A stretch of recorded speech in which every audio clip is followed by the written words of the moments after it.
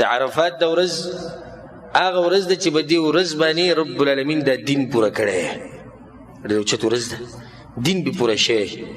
عمر بن خطاب رضی الله عنه هغه نه دا روایت ته په صحیح بخاري کې شته چې یو يهودي دا خبره وکړه عمر بن خطاب ته وی دا کم آیت چې په تاسو نازل شوی ده کې دا چې ته په موږ نازل شوی لاتخذنا ذلك اليوم عيدا نو موږ به دغه ورځ نه اختر جوړ کړی. هغه ته دا کم آیت ته نه دا آیت ورته د یهودي واورو دا آیت چې دی دا د عرفات په موقع باندې نازل شوی دی. الله سبحانه وتعالی په سورة المائده کې وایي اليوم اکملت لكم دینکم واتممت علیکم نعمتي ورضیت لكم الاسلام دینا. الله وی نن ما په تاسو باندې د خپل نعمت پوره کو دین مې پوره کو او زه په دې راضي یم چې د اسلام ستاسو دیني.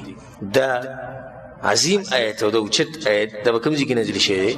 دا د عرفات موقع. عمر بن خطاب رضی الله عنه سوي قد عرفنا ذلك اليوم موږ ته ورځ معلوم ده موږ ته ځای معلوم دی الذي نزلت فيه على النبي صلى الله عليه وسلم په کوم ځای کې چې رسول الله د آیت نازل شوی دی وهو قائم بعرفه يوم جمعه رسول الله په عرفات کې ولاړ ورځ د سوا د جمعې ورځ وه.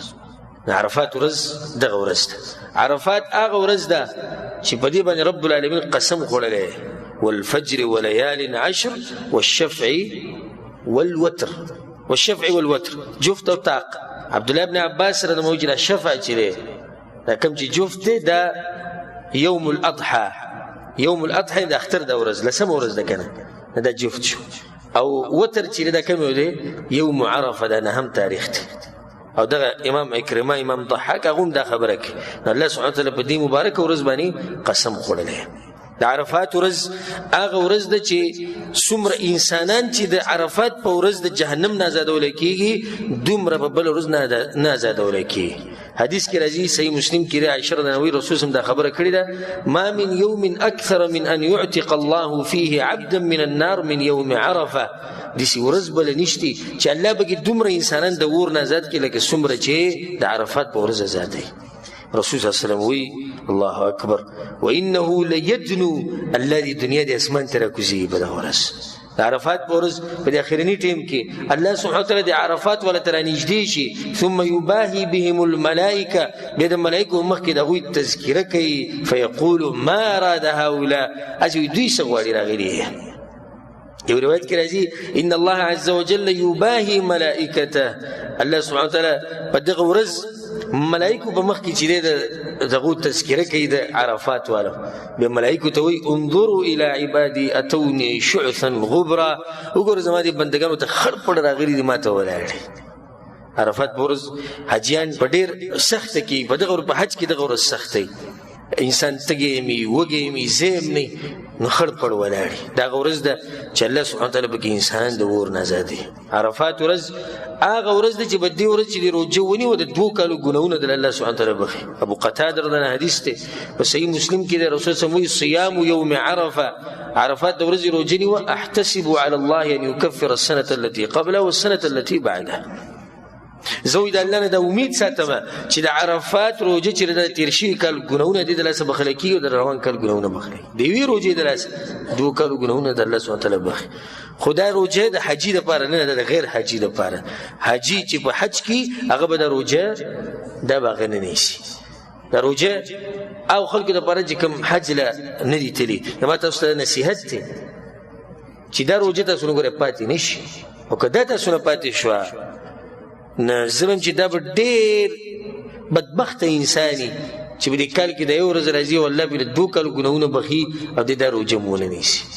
په دغه ورځ بیا دا کار کوه چې ځان سره جماعت له نور کسانو بوزه لکه ته مثال کې لس کسان بود لکه ته چې لس روزي نه وي څومره ثواب دی 15 دی بوتلو 2 دی بوتلو 3 دی بوتلو څومره چې کسان ته سره بوز ځان سره بوزي دومره به ثواب ته ډېر ملایوي. عرفات ورځ هغه ورځ د رسول الله صلی الله علیه وسلم وی امام ابو داود امام نسائی رحمه الله دا روایت راوړي وی الحج عرفه رسول الله په حج کې خو غټ ورځ د عرفات ته ورځ ده دا غټ ورځ ده.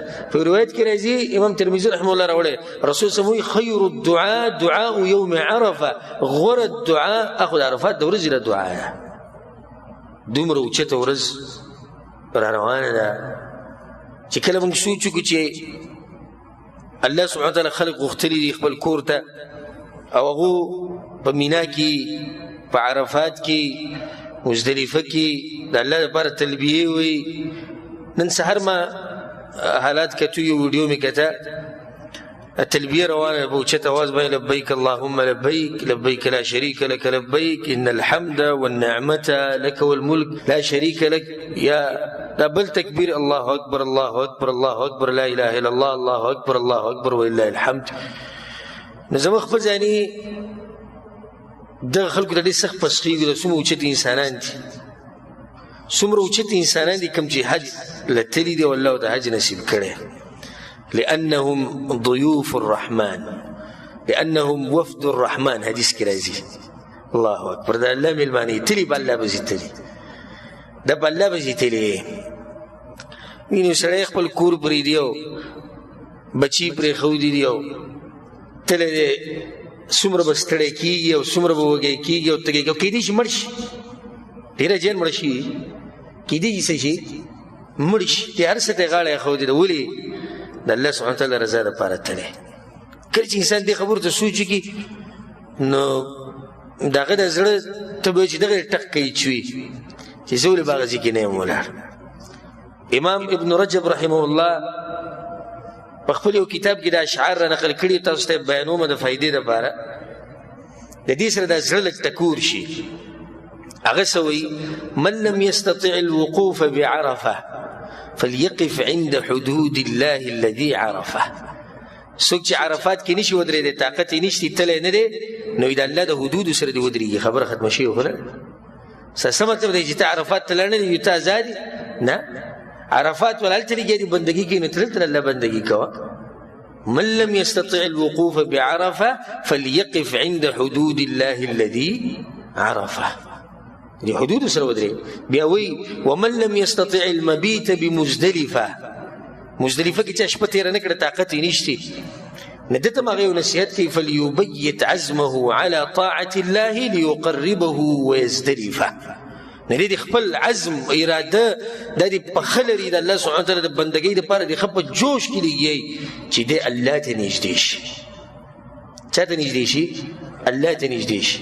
ومن لم يقدر على نحر هديه بمنن او د چا چې طاقت نشته چې خپل ساروي حلال کې بکم زیږي په مینا کې فليذبح هواه هنا ليبلغ به المنى. ندې د خپل خواهشات حلال کې دلته کنه ساروي ته نشي حلال ولای کنه مینا کې نسیجلو کا خواهشات حلال کا کم خواهشات چې استادي چې هغه تر الله دین نه لري کې د الله نه فرمانی وکړه هغه حلال کړي يبلغ به المنى خپل مقصد ته ورسي. مقصد الله رضا ده کنه د حلال کتاب د الله رضا ته ورسي. په اخر کې سوي ومن لم يستطع الوصول للبيت لانه منه بعيد او څوک چې د الله کور ته نشي رسیدي ځکه چې د الله کور ته لري دی فليقصد رب البيت فانه اقرب اليه من حبل الوريد. کور خدای الله لري دی کنه نه دې دې سيزلو کې د الله سره د رابطه قائم کی چې هغه د مریض دی رګنم نږدې شي. الله کور خلري دغه نږدې رب سره رابطه ساته نه د حج نه کول دا مطلب نه دی چې منګه بس آزاد یو چې سم پزله کې راځي به کو او دا خبر د حجیانو لپاره نه. حجیان الته بندگی کوي نو موږ الله سبحانه وتعالی بندگی بدل تکو. الله سبحانه وتعالی د حجیانو حفاظت وکړي.